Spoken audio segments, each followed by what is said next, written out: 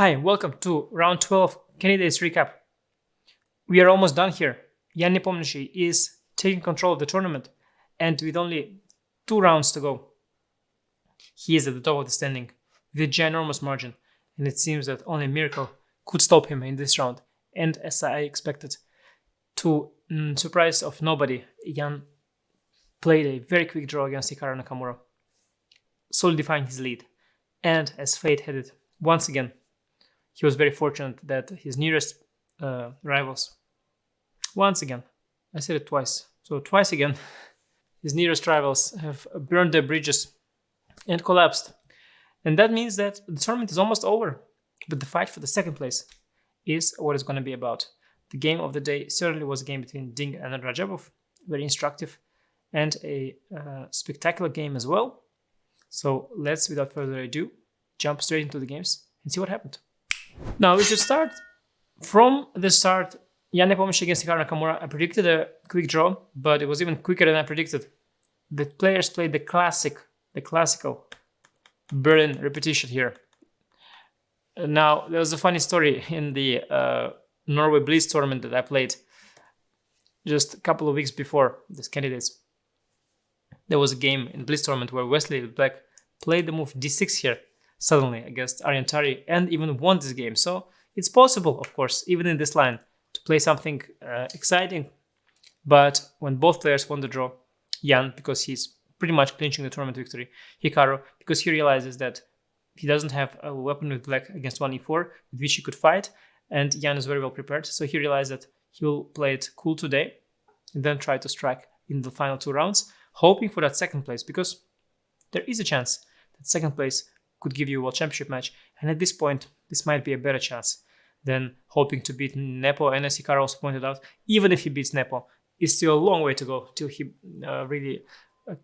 really gains that first place. So when the return is not so high, the risk is also not justified, is what he felt. And yeah, got this very quick draw, not much to say. Understandable for Jan. Probably means a qualification for the world championship match for him. And that's a good thing for the player from Russia. Now, let's look at something much more exciting. Game between Ding Liren and Timur Rajabov.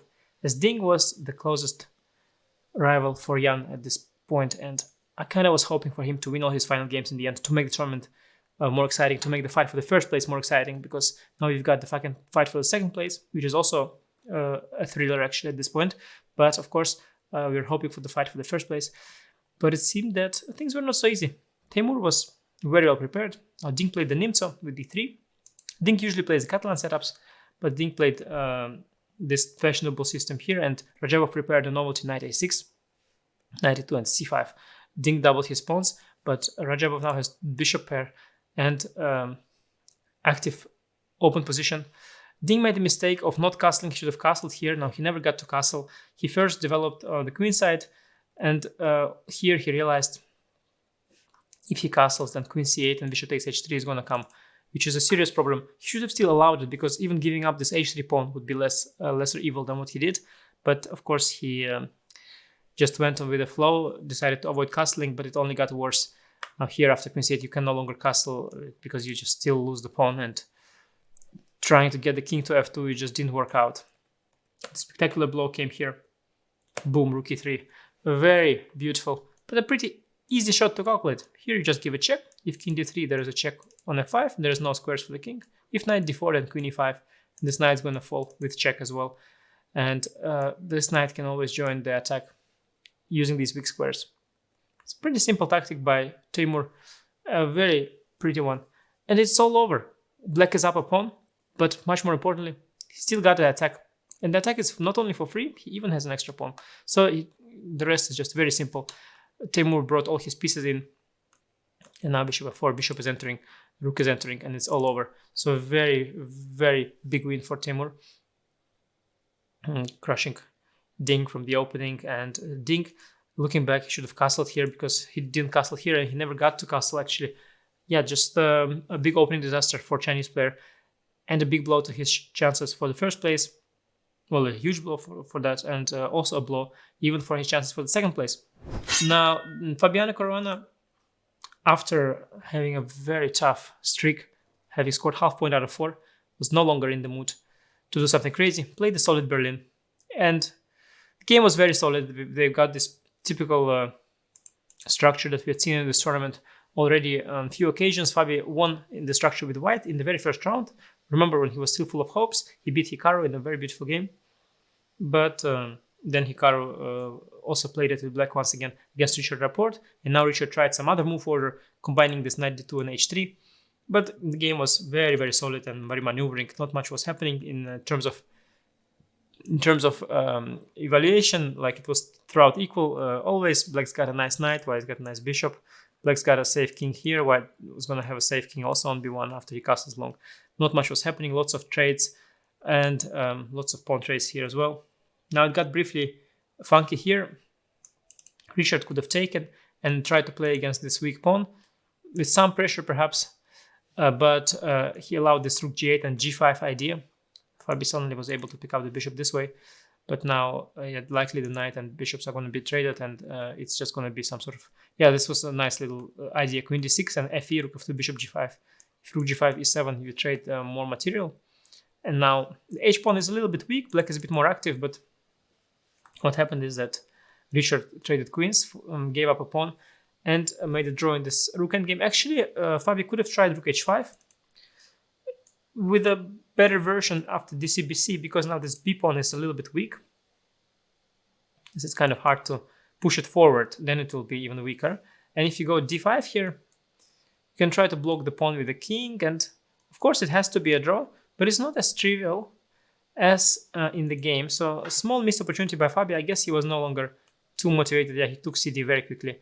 He was not too motivated at this point to try and squeeze something small out of this, and just allowed Richard to push these pawns forward. Basically, just made for a much easier draw than it should have been. But a draw on this board, Fabi already lost all hopes to fight for something big. Even second place is now difficult for him.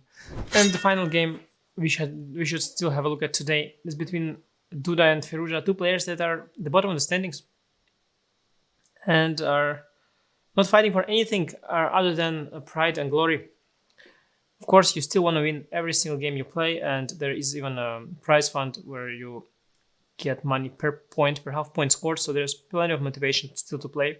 And they did deliver a spectacular game, but you could see already the game between Duda and Ferruja that the wheels have come off, and there were a few moments in the game where things really went out of control completely. So the player started with the Semislav theory.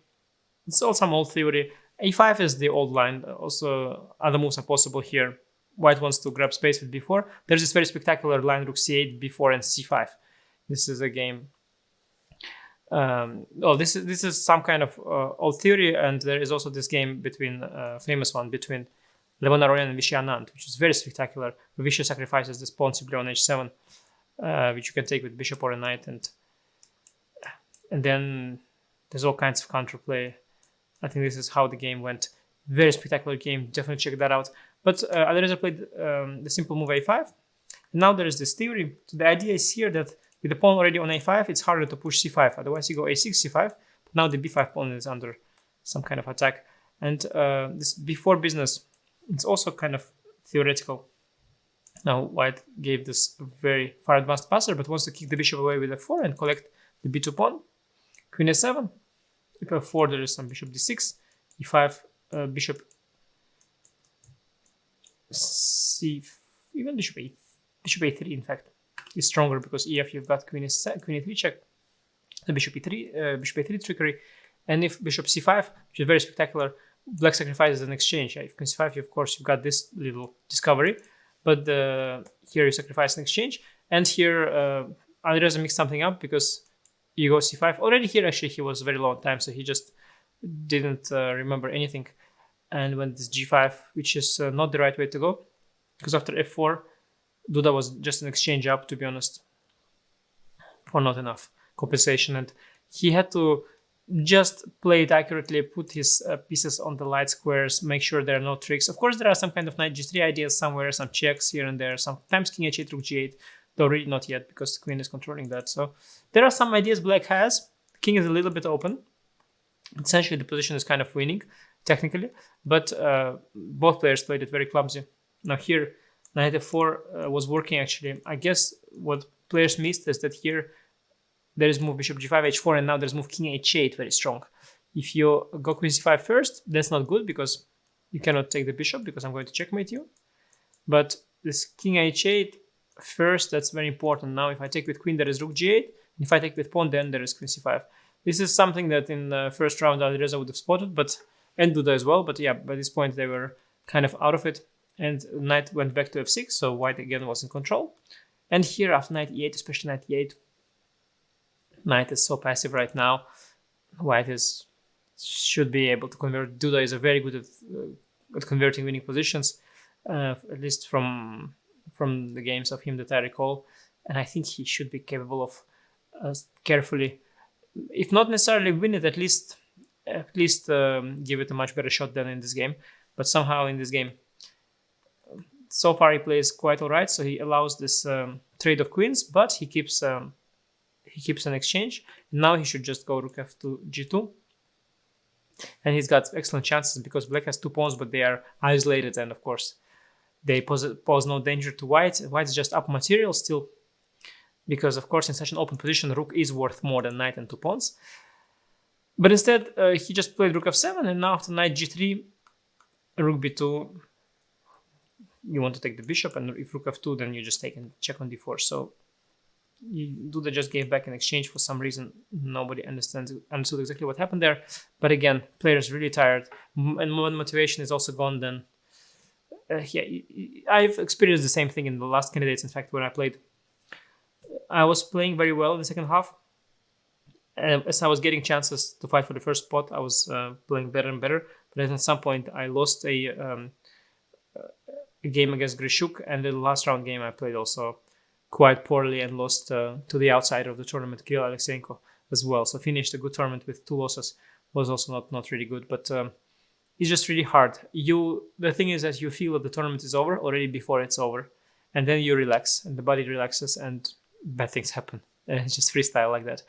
But let's focus on what matters. Jan Nepomniachtchi in an excellent position to win the tournament. Let me take a look at the standings here.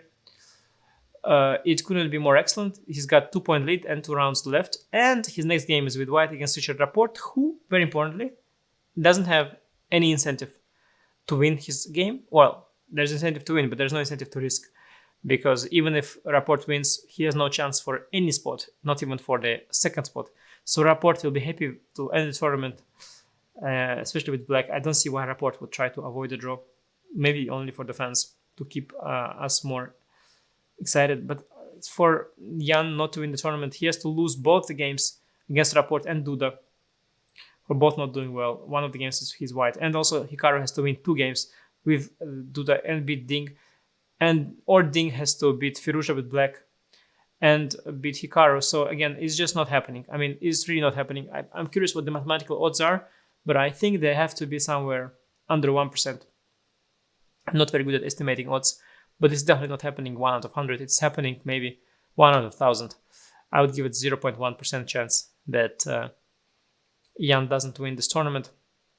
But the excitement is centered around the second spot. Now, of course, everybody was fighting only for the first spot. Of course, all these rumors and speculations about Magnus not playing the match are very vague, and you can't count on them. But now that the players have no shot at the first place, they have to take the chance that they have. And second spot is still a potential shot at World Championship match. And so that motivation is now very big. And we've got 4 players fighting for it. We've got Hikaru and Ding Liren, however you want to pronounce that. And we've got Rajabov, who just caught fire, won 2 games now, ready to finish very well. And we've got Fabi, who consolidated his rather bad streak with a draw. And we'll try to somehow end on a high note. So that's going to be really, really exciting. And I think, honestly, within maybe half an hour of the next round, we will see that Jan wins the tournament. But then the question, who will be second? I think that's what's going to keep you guys attached to the screen and keep you guys coming for more for these last 2 round recaps. So thank you for watching and see you in those next recaps. Bye-bye. Oh, and of course, do check out my Chessable course on the Candidates tournament, where I look at the game of the day, which today was the game between Ding and Rajabov. That was covered in more detail in the Candidates course with all the puzzles. I'm sure they're going to give you that rook takes e3 puzzle, which you're going to be happily solving, and all the perks on Chessable. So do check that out, and of course subscribe to my channel, because that's really nice. The more subscribers, the better. We are one community, one family. It's really good to connect to each other. You subscribe to me, I thank you, and the cycle continues. Thank you. Bye-bye.